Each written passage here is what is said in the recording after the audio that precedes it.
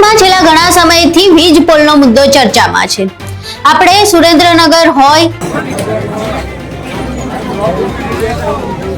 દ્વારકા હોય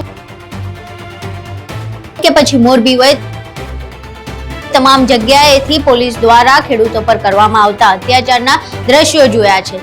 હવે આ સમગ્ર મામલે વિસાવદરથી ધારાસભ્ય એવા ગોપાલ ઇટાલિયાની પ્રતિક્રિયા સામે આવી છે, જેમાં તેમણે ખેડૂતોને સલાહ આપી છે અને કહ્યું છે કે આ ભાડેથી આવેલી પોલીસથી તમને ડરવાની જરૂર નથી। આપણી જમીન જબરજસ્તીથી બચાવી પાડે અને એમાં પોલીસ ભાડે લઈને આવે તો એનાથી કઈ ડરવું ન જોઈએ।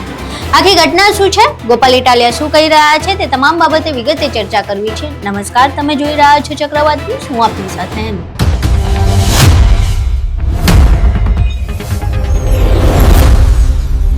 વિસાવદરથી ધારાસભ્ય એવા ગોપાલ ઇટાલિયા દ્વારા વીજ પોલની સમસ્યાને લઈને એક લાઈવ કરવામાં આવ્યું હતું પોતાના સોશિયલ મીડિયા પર।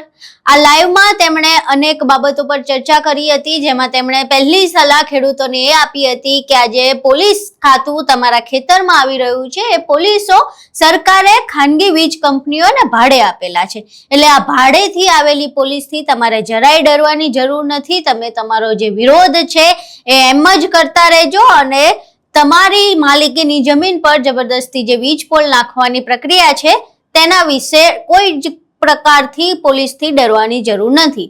હવે આ આખી વાત કર્યા બાદ તેમણે વીજ પોલની જે વળતરની સમસ્યા છે, જે વળતરના કારણે આખી માથાકૂટ થઈ રહી છે તેના વિશે વાત કરી।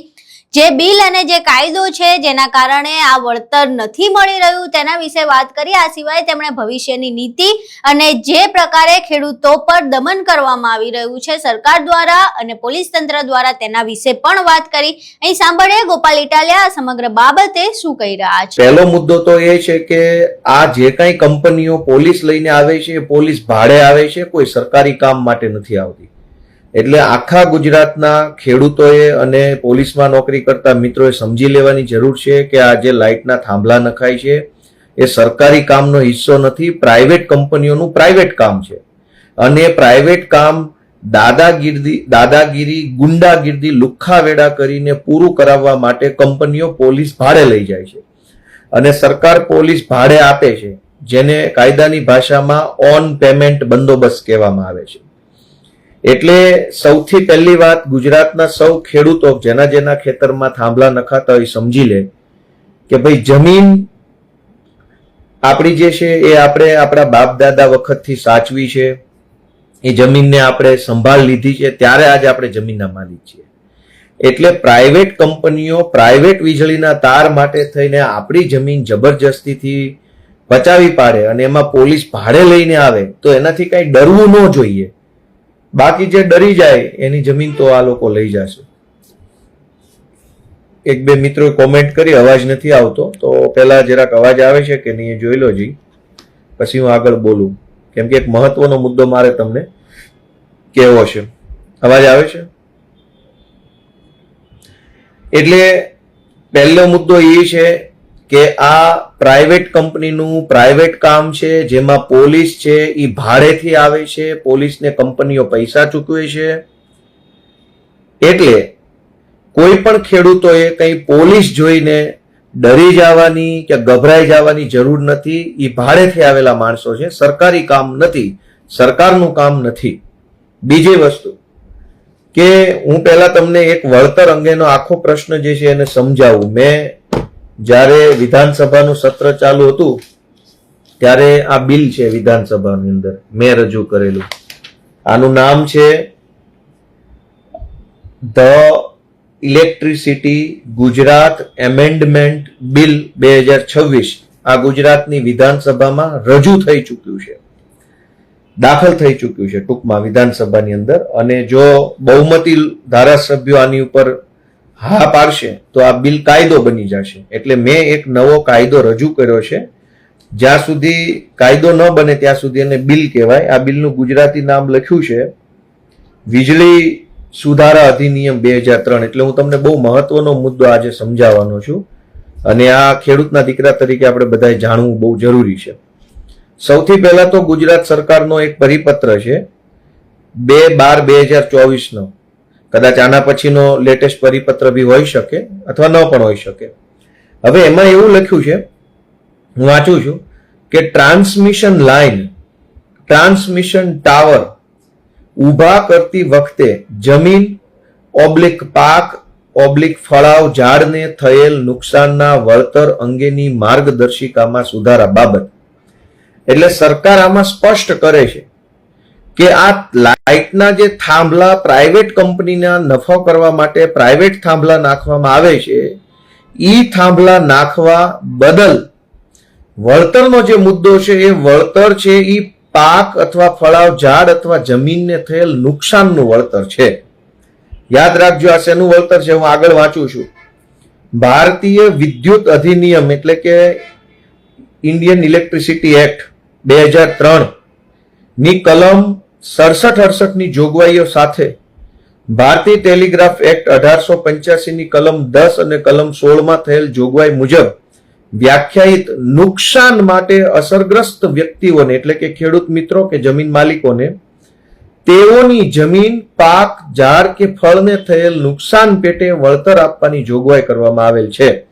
હવે આપણે આ લાંબુ છે નથી વાંચવો, પણ વારંવાર આમાં એક શબ્દ લખ્યો છે કે ઝાડ ફળ અને જમીનને થયેલ નુકસાનનું વળતર આપવાની બાબત છે.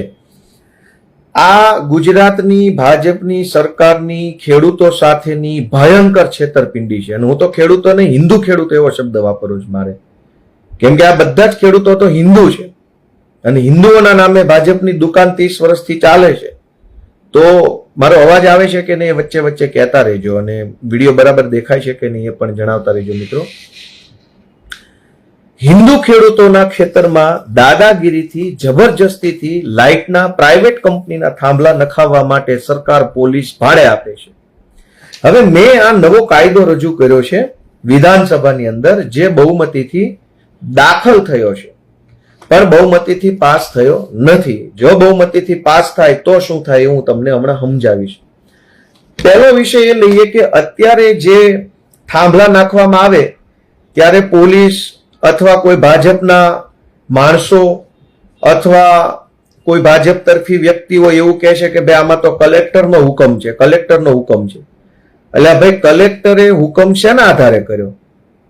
તો કે ભારતીય ટેલિગ્રાફ અધિનિયમ ઇન્ડિયન ટેલિગ્રાફ એક્ટ 1885 આજની તારીખે દેશમાં લાઇટના થાંભલા નાખવા માટે આખા દેશમાં 1885 માં અંગ્રેજોએ બનાવેલો કાયદો ઉપયોગમાં લેવામાં આવે છે. અંગ્રેજોએ દેશની અંદર ટેલિગ્રાફ લાવ્યા હતા. ટેલિગ્રાફ, પહેલા ટેલિગ્રાફ હતા, પછી ટેલિગ્રામ આવ્યા, પછી અલગ અલગ વર્ઝન આવતા ગયા, પણ સૌથી પહેલા ટેલિગ્રાફ આવતા. અંગ્રેજોએ ભારતના ખેડૂતોના ખેતરમાંથી ટેલિગ્રાફનો થાંભલો નાખવા માટે 1885 માં જે કાયદો બનાવ્યો હતો એ કાયદામાં 1% એક પણ પૈસાનો સુધારો કે વધારો કે ઘટાડો કર્યા વગર જેવો 1885 માં હતો એવો ને એવો કાયદાનો ઉપયોગ આજે 2026 માં આ ભાજપની સરકાર કરી રહી છે.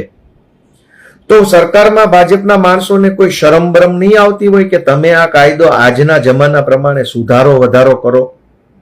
અમથા તો એમ બહુ કહે છે કે નામ બદલી નાખવું આ શહેરનું આ ગામનું, કેમ કે એ બધું અંગ્રેજો સાથે જોડાયેલું છે. તો અંગ્રેજોના કાયદા શું કામ વાપરો છો? અંગ્રેજોએ તો ચૂસવા માટે, ખેડૂતોની જમીન પચાવી પાડવા માટે આ કાયદો બનાવ્યો હતો. તો તમે અંગ્રેજોના કાયદો કેમ વાપરો છો? સારો કાયદો બનાવવો જોઈએ. હવે સારો કાયદો કેવો હોય એ આ મેં બનાવ્યો છે, આ ગુજરાતની વિધાનસભાને મેં આપેલો છે. પહેલી વાત કે ખેડૂતના ખેતરમાં જે થાંભલો નાખવામાં આવે છે અને જે તાર કાઢવામાં આવે છે એમાં જમીનનું વળતર ચૂકવવાનું હોતું જ નથી, ઝાડનું વળતર ચૂકવવાનું હોતું જ નથી, ફળનું ચૂકવવાનું હોતું જ નથી. વળતર શેનું ચૂકવવાનું છે એ મેં આ કાયદામાં લખ્યું છે. અને આ કાયદો તમારે મેં જે બનાવ્યો છે એ વાંચવો હોય, જે ગુજરાતની વિધાનસભામાં દાખલ થઈ ચૂક્યો છે. આ કાયદો તમારે વાંચવો હોય તો નેવા નામની વેબસાઇટ છે, NEVA, નેશનલ ઈ વિધાન એપ્લિકેશન. ગૂગલ ઉપર સર્ચ કરશો તો એમાં મળશે ને એમાં મારા નામ સાથે આ કાયદો હશે. પહેલી બાબત કે આ જે વળતર જે છે એ વળતર શેનું ચૂકવવાનું છે અને કેવી રીતે ચૂકવવાનું? અત્યારે આ લોકો શું કહે છે કે ઝાડવાનું વળતર આટલું, જમીનનું વળતર આટલું. નહીં, એમ નહીં. સૌથી પહેલા તો ધારો કે 10 વીઘાની કોઈની જમીન હોય અને એ 10 વીઘા જમીનના કોઈ પણ સાઈડમાં, ઉપરની સાઈડ, નીચે, આજુબાજુ કોઈ પણ જગ્યાએ જો વીજળીનો પ્રાઇવેટ કંપનીનો થાંભલો આવે એટલે આખી જમીનની કિંમત ઘટી જાય છે. 5 લાખનો એક વીઘો જમીન હોય પણ એ જમીનમાં જો પ્રાઇવેટ કંપનીનો થાંભલો ઘૂસી જાય એટલે 5 લાખનો વીઘો નહીં આવે, પછી એની માર્કેટ વેલ્યુ ઘટી જાય. તો સરકારે સૌથી પહેલા જે જમીનની માર્કેટ વેલ્યુ ઘટી જાય છે, બજાર ભાવ ઘટી જાય છે, એ ઘટેલા બજાર ભાવનું વળતર આપવાનું છે. એની તો કોઈ ચર્ચા જ કરતા નથી અને વાતો એવી કરે છે કે ભાઈ અમે ઝાડવાનું ને પાંદડાનું ફળ ફૂલનું વળતર આપી દઈશું. ના, એનું નથી આપવાનું. કોઈ પણ જમીનની અંદર સરકારી થાંભલો કે પ્રાઇવેટ થાંભલો આવે એટલે એ જમીનની કિંમત ઘટી જાય. આખી કિંમત ઘટી તો એ જે ખેડૂતને જમીનના બજાર ભાવમાં નુકસાન ગયું એ નુકસાનીનું વળતર કંપનીએ અથવા સરકારે ચૂકવવું જોઈએ. પરંતુ હાલમાં ભાજપની સરકાર કે પ્રાઇવેટ કંપની આવું કોઈ વળતર ચૂકવતી નથી અને આવું વળતર ચૂકવવું ન પડે એટલે ભાડે પોલીસ લઈને આવી અને ધોકા પછાડી, દમદાટી મારી અને પ્રાઇવેટ કંપનીના થાંભલા ખેડૂતના ખેતરમાં નાખી દેવામાં આવે છે. નંબર 1 થઈ ગયો કે આ જમીનની માર્કેટ કિંમત ઘટે એનું વળતર આપવું જોઈએ. નંબર 2 કે અત્યારે ખેડૂતના ખેતરમાં થાંભલા નાખવામાં દાખલા તરીકે આવે, કંપની એમ કહે કે હું 2 લાખ વળતર આપીશ, ખેડૂત એમ કહે કે મને 5 લાખ વળતર આપો તો હું નાખવા દઈશ. 5 લાખ આપે તો પણ ખોટું છે, 2 લાખ આપે તો પણ ખોટું છે. કેમ? ધારો કે આજના ખેડૂતે 5 લાખ રૂપિયામાં સહમતિ દર્શાવી અને થાંભલો નાખવા દીધો, કાલે એ જમીનના 2 ભાગ પડે ભાઈઓ વચ્ચે, એક નાના ભાઈ અને મોટા ભાઈ, ત્યારે કોઈ એક ભાઈના ભાગમાં થાંભલા વાળું ખેતર જશે. એ વખતે શું?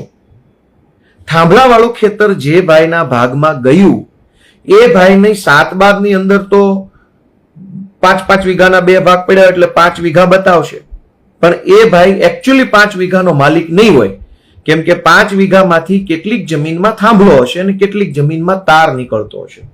તો એ વખતે જમીનનો વારસાઈથી ખાતેદાર બનનારો જે માણસ છે એના હકનું અધિકારનું શું? એનો જવાબ પ્રાઇવેટ કંપની પાસે કે ગુજરાતની ભાજપની સરકાર પાસે નથી. એટલે ભાડેથી પોલીસ લાવી દાદાગીરી, ગુંડાગીરી કરી અને ખેડૂતના ખેતરમાં થાંભલા નખાવવાની કોશિશ થઈ રહી છે. મારો આ કાયદો એવું કહે છે. હા, એક બીજી વાત પણ એમાં એવી છે, ઘણા એવા ખેતરો હોય છે કે જે ગામ અથવા શહેરની નજીક હોય. ધારો કે જે ખેતરમાં થાંભલો નખાવાનો છે એ ખેતર આજથી 4, 5 કે 7 વર્ષ પછી શહેર બનવાનું હોય, કેમ કે અનેક ખેતરો એવા હોય કે જે શહેર પૂરું થાય, ધારો કે અમદાવાદ હોય, મોરબી હોય, અમારે વિસાવદર હોય કે જામનગર હોય, દ્વારકા હોય, ખંભાળિયા હોય, એ નાના જે શહેરો છે એ શહેર પૂરું થાય એટલે તરત પહેલું ખેતર જે હોય એ આવનારા 5 વર્ષમાં ત્યાં બિલ્ડિંગો જ બનવાના હોય એને બેને થઈને. હવે જો ખેડૂતના ખેતરમાં અત્યારે પ્રાઇવેટ કંપનીનો થાંભલો નાખ્યો, 4 વર્ષ કે 5 વર્ષ પછી શહેર આગળ વધ્યું, શહેર મોટું બન્યું અને એ ગોપાલભાઈની જમીન ઉપર થાંભલો પણ છે અને ગોપાલભાઈની જમીન ઉપર હવે બિલ્ડિંગો પણ બનવાના છે. તો એટલે થાંભલાવાળી જગ્યામાં બિલ્ડિંગ બનશે નહીં, થાંભલાવાળી એટલી જગ્યા એને થશે નહીં. થાંભલામાં જે તાર હશે એ તારવાળો આખો જે કોરિડોર છે એની નીચે કંઈ બાંધકામ થઈ શકશે નહીં.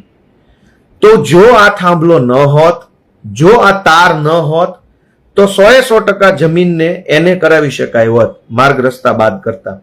પરંતુ ખેડૂતને શેમાં નુકસાન જાય છે? આ થાંભલો અને એના તારના કારણે 100% જમીનનું એને નથી થતું, એના કારણે 100% જમીનમાં જે એને બાંધકામ મળવા પાત્ર હોય એ બાંધકામ મળતું નથી. પરંતુ કંપનીએ તો એક વખત 1 લાખ રૂપિયા આપી અને તમારી જમીનમાં કાયમી માટે આજીવન થાંભલો નાખી દીધો, તમારી જમીનમાં એને ન થયું. અત્યારે હું વિસાવદરમાં જે ઘરમાં ભાડે રહું છું ત્યાં જ પ્રશ્ન છે, મારી સોસાયટીમાં જ થાંભલો નાખી દીધો છે. જે તે વખતે બની શકે 5-10 હજાર રૂપિયા ભાડું ચૂક્યું હોય, પણ આખી સોસાયટીની વચ્ચેથી જ્યાં તાર નીકળે છે ત્યાં કોઈ બાંધકામ થઈ શક્યું નથી. સોસાયટીની ખૂબ મોટી જગ્યા વેડફાઈ ગઈ છે. ખાલી આ તારના કારણે પ્રોપર પ્લાનિંગ ન થઈ શક્યું. તો આ પ્રાઇવેટ કંપનીઓ જે છે એણે જેટલી જમીનમાં થાંભલો નાખે છે અને જેટલી જમીનમાં કોરિડોર છે એ જમીનનું સંપાદન કરી અને વેચાતી જ લઈ લેવી જોઈએ. માર્કેટ કિંમત અત્યારે જે હાલતી હોય અને ભારતનો જે જમીન સંપાદન અધિનિયમ 2013 બનેલો છે એ પ્રમાણે આ જમીન તમારે વેચાતી લઈ લેવી જોઈએ. બીજું, આ કાયદામાં મેં જે જોગવાઈ કરી છે, કેમ કે હજુ હું તમને બહુ મહત્વના મુદ્દા જણાવવાનો છું જે દરેક ખેડૂતો સુધી તમારે પહોંચાડવા જોઈએ. હાલમાં હવે શું થાય છે કે કલેક્ટરને બધી જ સત્તાઓ આપી દીધી છે અંગ્રેજોના કાયદા પ્રમાણેની. 1885 નો જે કાયદો છે ભારતીય ટેલિગ્રાફ અધિનિયમ, ખરેખર જમીનની સ્થિતિ બદલાણી, ખેતીની સ્થિતિ બદલાણી, નવી પેઢી આવી, નવી ટેકનોલોજી આવી, નવા સાધન સંસાધન આવ્યા, તો કાયદો પણ એના પ્રમાણમાં નવો હોવો જોઈએ.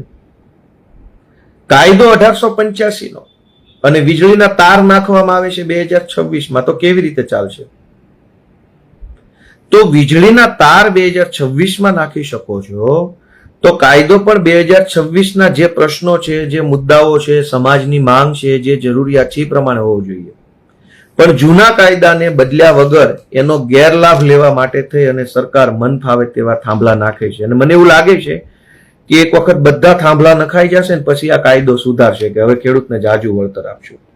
હવે તમે બીજી એક વસ્તુ કે થાંભલો નાખવા જ્યારે આવે છે ત્યારે થાંભલાની કંપનીના માણસો એક્ઝેક્ટ કઈ જગ્યાએ એની માહિતી નથી આપતા. 10 વીઘાનું ખેતર હોય, હવે કોઈક રાજકીય માણસનું ખેતર આવે તો થોડોક આમ નાખી દે, કોઈક માથાભારે માણસનો આવે તો આમ નાખી દે. તો એક્ઝેક્ટ થાંભલો પિન પોઈન્ટ ક્યાં, તો એના અક્ષાંશ અને રેખાંશ આપવા ફરજિયાત છે, પણ કોઈ ખેડૂતોને ક્યાંય અક્ષાંશ રેખાંશ આપવામાં આવતા નથી. જેના કારણે શું કરે કે કાગળ ઉપર થાંભલો અલગ જગ્યાએ આવતો હોય, પણ ત્યાં માથાભારે માણસનું ખેતર હોય એટલે તમારા ખેતરમાં થાંભલો ખસેડી દે. બીજી વસ્તુ એ છે કે ખેડૂતો જ્યારે આ થાંભલો નાખવામાં આવે છે તો પ્રાઇવેટ કંપનીનો થાંભલો છે. પ્રાઇવેટ કંપની અત્યારે થાંભલો નાખે અને અત્યારે 2 લાખ કે 5 લાખ કે બહુ તો 10 લાખ વળતર આપે એ કોઈ મતલબ નથી. કેમ કે કંપની તો આજીવન ઈ થાંભલામાંથી પૈસા કમાવાની છે.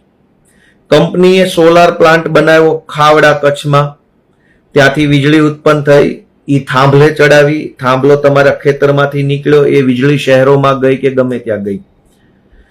કંપની આજીવન 100, 200, 500 વર્ષ સુધી પૈસા કમાશે, પણ ખેડૂતને તો એક વખત જ દઈ દેશે લાખ રૂપિયા કે 2 લાખ કે 3 લાખ કે 4 લાખ. તો કંપની જેટલા પૈસા કમાય છે એમાંથી અમુક ટકામાં પૈસા ખેડૂતને આપવા જોઈએ આજીવન, અથવા તો ઈ જમીન સંપાદન કરીને ખરીદીને લઈ લેવી જોઈએ. આ 2 જ રસ્તા છે. વળતર બળતરનો કોઈ મતલબ જ નથી. કેમ કે જમીનની માર્કેટ વેલ્યુ ઘટી જાય છે, જમીનના ભાઈઓ ભાગ પડવામાં પ્રોબ્લેમ આવે છે, જમીન એને કરાવવામાં તકલીફ પડે છે, 100% એને નથી થઈ શકતું, જમીનમાં બાંધકામ નથી થઈ શકતું. બીજું કે એર સ્પેસ રોકાઈ જાય છે. એર સ્પેસ એટલે કે ત્યાં લાઈન નીકળી તો ત્યાં નાળિયેરી નહીં વાવી શકાય, ઊંચા ઝાડ જે હોય એ નહીં વાવી શકાય. તો કાયદો એવું કહે છે કે જેની જમીન છે એની ઉપરનું આકાશ અમુક ફૂટ અમુક મીટર સુધી માણસનું છે. કેમ કે ધારો કે આ ગોપાલભાઈની અગાસી છે તો એની ઉપર રમેશભાઈ આમ મકાન બનાવી શકશે? નહીં બનાવી શકે. આવી રીતે મારી અગાસી ઉપર બીજો પોતાની અગાસી આમ નહીં લાવી શકે. શું કામ? કે ગોપાલભાઈની અગાસી ઉપર બીજો માણસ આમ નહીં કરી શકે. એનો અર્થ એ થયો કાયદો એમ કહે છે કે જે જમીન તમારી છે એની ઉપર કેટલાક મીટર સુધીનું આકાશ પણ તમારું છે, કેટલાક મીટરથી ઉપર નું આકાશ જે છે એ સરકારનું છે. એટલે મારું એવું કહેવું છે કે જે આકાશ રોકાઈ ગયું આપણું, ખેતરમાં થાંભલો આવ્યો, એના તાર આવ્યા, એના કારણે અમુક મીટર સુધી આકાશનો અધિકાર હતો એ આપણો છીનવાઈ ગયો. તો એ આકાશનો અધિકાર જે છે એ છીનવાઈ જાય તો એનું વળતર કોણ આપશે? એના પૈસા કોણ આપશે? માનો કે મારે નાળિયેરી વાવવી છે પણ થાંભલાના કારણે નાળિયેરી નથી વાવી શકતા, તો એના પૈસા કોણ દેશે? એટલે એવું નથી કે થાંભલો નાખવા આવે ત્યારે 1 વખત 2 વખત 5 વખત, સોરી 1 જ વખત, આમ તો 1 વખત લાખ, 1.5 લાખ, 2 લાખ, 5 લાખ આપી દે એટલે બહુ સારું? ના, એવો પ્રશ્ન નથી. આ બહુ લાંબો પ્રશ્ન છે. બીજું, થાંભલો નાખ્યો છે તો દર વર્ષે મેન્ટેનન્સ માટે થઈને કેટલાક માણસો અને કેટલાક વાહનો એ થાંભલા પર પણ આવે, એ તાર માટે આવે, કાયમ માટે આવે. હવે કાયમ વળતર તો એક વખત જ આપ્યું, ધારો કે 1 લાખ આપ્યું કે 2 લાખ આપ્યું કે 4 લાખ આપ્યું કે 5 લાખ આપ્યું, પણ single time, one time.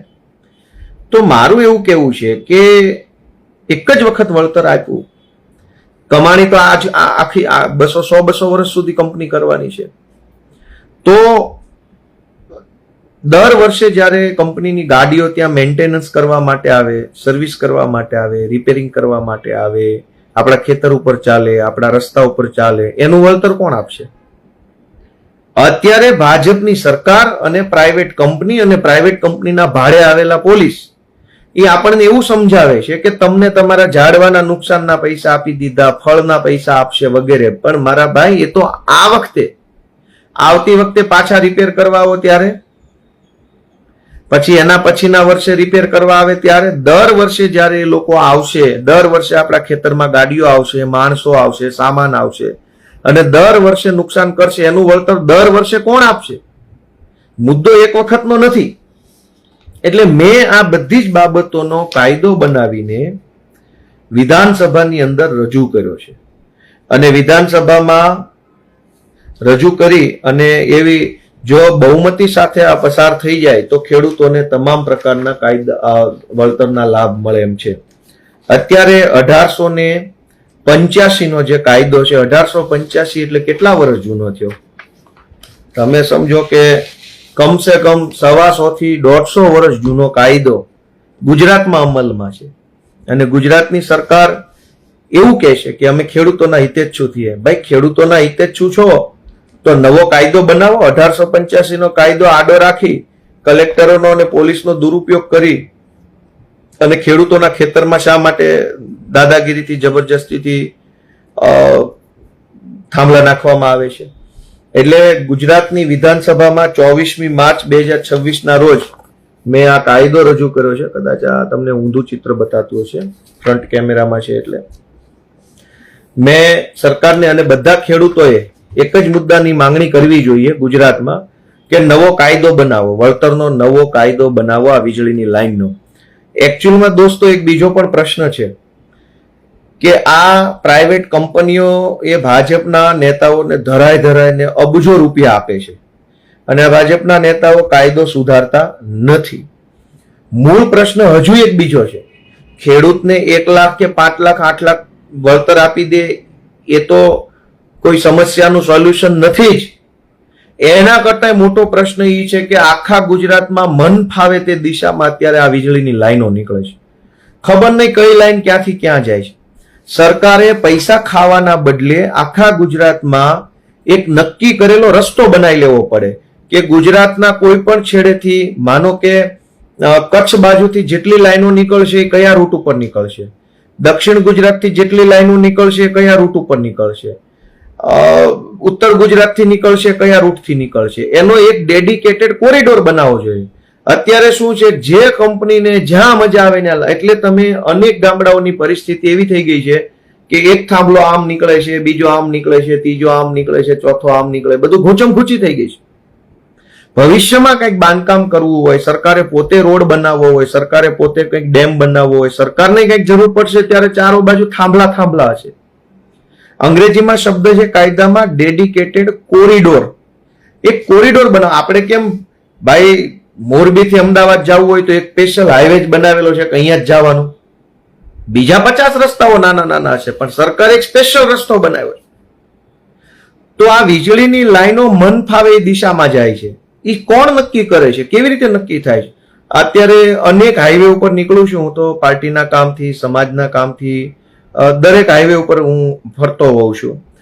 કાઠિયાવાડથી Ahmedabad, Gandhinagar આવું, ઉત્તર ગુજરાત જાઉં, મોરબી સાઈડ જાઉં છું, કચ્છમાં જાઉં, કાઠિયાવાડથી રાજકોટ જાઉં, રાજકોટથી પાછું હું જામનગર જાઉં છું, જામનગરથી ભાવનગર આવું, ભાવનગરથી બોટાદ જાઉં, બોટાદથી અમરેલી. તો રસ્તામાં મન ફાવે એ રીતે થાંભલાઓ આમથી આમ જઈ રહ્યા છે. સરકારે જો આટલા બધા થાંભલા નખાઈ રહ્યા છે તો એક ડેડિકેટેડ કોરિડોર બનાવવો પડે કે દરેક થાંભલા આ લાઈનમાં હાલશે. આકાશમાં વિમાનને કયા રસ્તા ઉપર ચલાવવું એનો નિયમ બનેલો છે. દરેક વિમાનો આકાશમાં મન ફાવે એ દિશામાં નથી ચાલતા. આકાશ તો ખુલ્લું છે, એટલું વિશાળ આકાશ છે કે ત્યાં જગ્યા ઘટે એમ જ નથી. તેમ છતાંય આકાશમાં કયું વિમાન કયા રસ્તા ઉપર હાલશે એ નક્કી થયેલું છે લેટિટ્યુડ ને લોંગટિટ્યુડ થી. દરેક વિમાન પોતાના રસ્તા ઉપર જ હાલે છે. દરિયો એટલો બધો વિશાળ છે કે એમાં જગ્યા છે, જગ્યા ઘટે એમ જ નથી. તેમ છતાંય દરિયામાં કયું વહાણ કયા રસ્તા ઉપર ચાલશે એ નક્કી થયેલું છે. તો આ લાઇટના થાંભલા મન ફાવે એ રસ્તે કેમ? લાઇટના થાંભલા દરેક થાંભલા કોઈ દિશામાંથી કોઈ દિશામાં વયા જાય છે અને જ્યાં હોય ત્યાં હમણાં મેં જોયું સુરત થી હું અમદાવાદ આવતો હતો થોડાક દિવસ પહેલા, 10-12 દિવસ પહેલા, તો રસ્તામાં મન ફાવે એ દિશામાં થાંભલા અડધા આમ જાય છે ને આમ જાય છે ને આમ જાય છે, આમ જાય છે. કોઈ ક્યાંથી ક્યાં જાય છે કોઈને ખબર જ નથી.